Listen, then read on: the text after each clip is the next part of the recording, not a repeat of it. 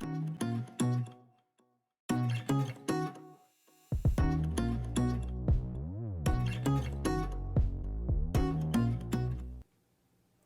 is Molly Gallager from Radnor Township. Welcome to Radner Roundup. Today we are pleased to welcome Angela Bruno, owner of Kids Clubhouse of the Main Line, to Radnor. Angela, thank you so much for joining us today for a conversation about entrepreneurship here in town, and we're thrilled that you decided to launch your business here. Thank you for having me. I'm excited. Our pleasure. Okay, so first, can you tell us a little bit about your business and the services it offers to the local community? Sure. So my business is a drop-in daycare. We mainly focus in providing drop-in, last-minute care for parents who have canceled babysitters, need days off. Their kids have days off from school. They just want a date night. They want to run some errands. But we also do have a full-time program for 2- and 3-year-olds, and we also have a very personalized part-time program where you can pick and choose your hours and days that you need it. Okay, great. I'm interested as a mother of 3. There's not really a service like this that exists, so it's very exciting and very helpful. Can you tell me a little bit about why Radnor was an attractive place to launch your business? Sure. It's pretty central to the area that I wanted to be in. I live in Radnor, so selfishly, I would love if I could have gotten it in Radnor, which I did end up getting it. But it's very central to the main line, so it's a great location, and a lot of people have said that so far that have come in. Okay, where exactly are you located here in town? Yeah, so I'm in Wayne, actually in the same building as the Radnor Financial Center. So it's near the Radnor Hotel, across the street from Radnor High School. Okay, perfect. Yeah. We've talked a little bit prior to this conversation, so I understand that you're new to the area. What kind of research did you put into launching a business of this kind, or really how did you determine that there was this need? Yeah, so I did as much market research as I could. I was new to starting businesses, so every parent I met, I talked to, would this be something you'd be interested in? Also, although I'm from the Pottstown area, I spent 4 years in Austin, Texas, where they have drop-in daycares everywhere, and I saw how amazing and how needed that was down there. Everyone used it. It was just commonplace. Then when I moved back up here 2 years ago, now with 3 kids, I immediately, on week 1 of moving in, when I was unpacking, I was like, let me look up the closest drop-in daycare, because I thought that was just commonplace for areas to have. And I was just shocked that the main line didn't have anything like that. So took me a few months of complaining to my husband, but he finally said, if you know how popular this is in Austin, if you bring it here, it will be popular here as well. So, had you ever done anything like this before? No. So this is your first stab at being a true entrepreneur? Yeah. Had you asked me 3 years ago, in 3 years you're going to be starting your own business, and I would have said, no, I'm not. That's crazy. I don't do things like that. But here I am. That's amazing. Well, congratulations. So what is your ideal client? You talked a little bit about the various services you offer.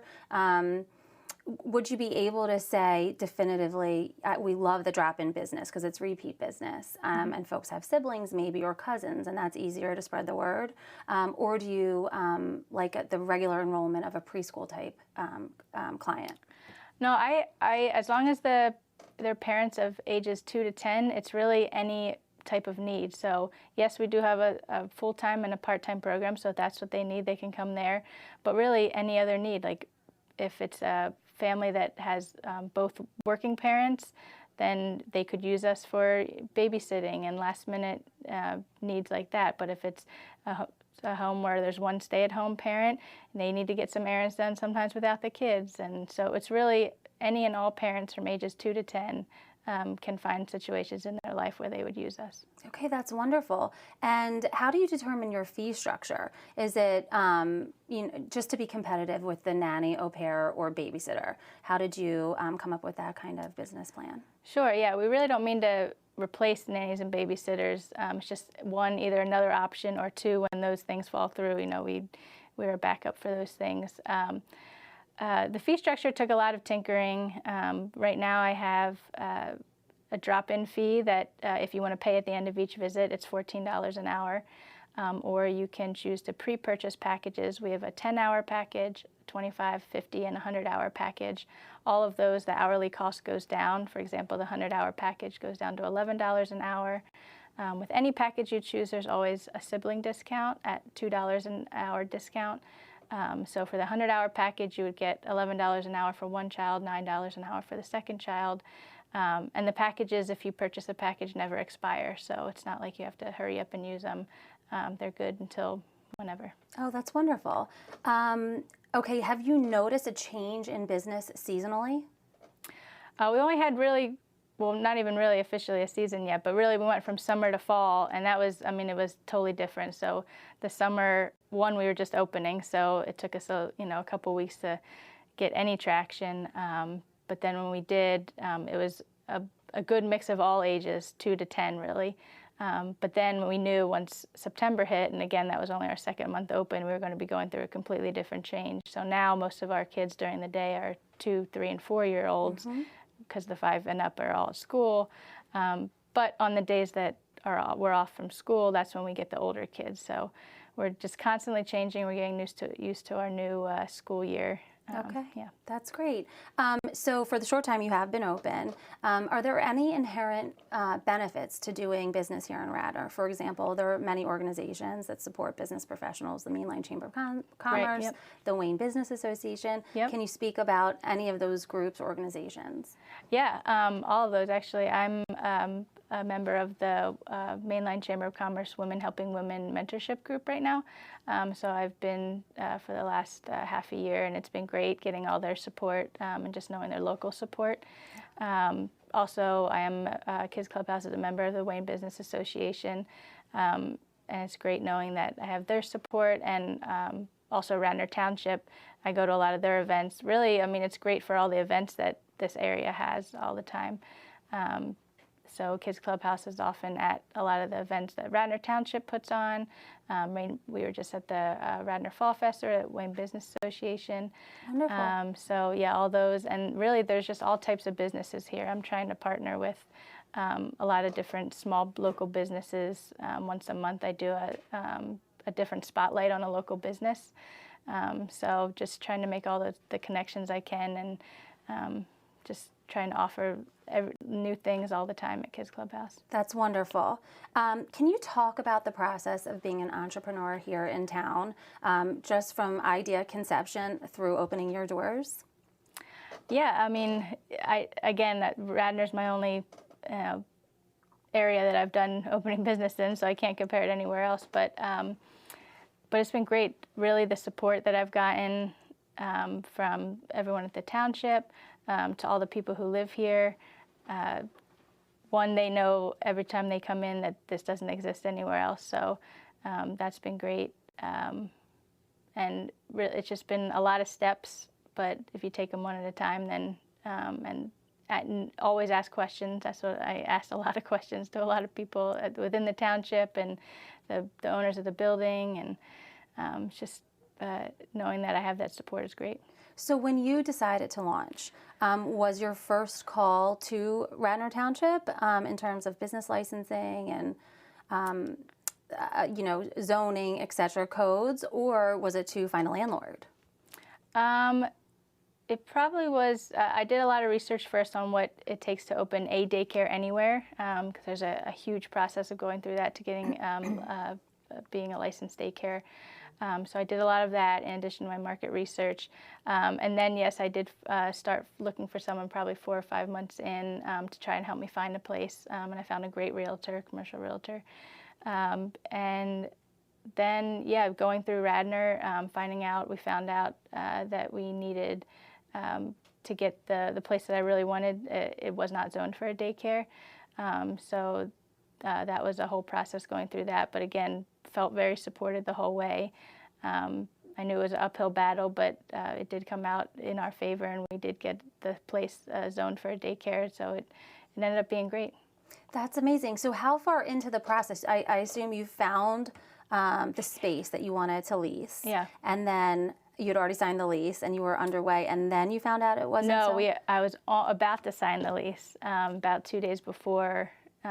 Their legal team came to me and said, hang on, we're not zoned for a daycare.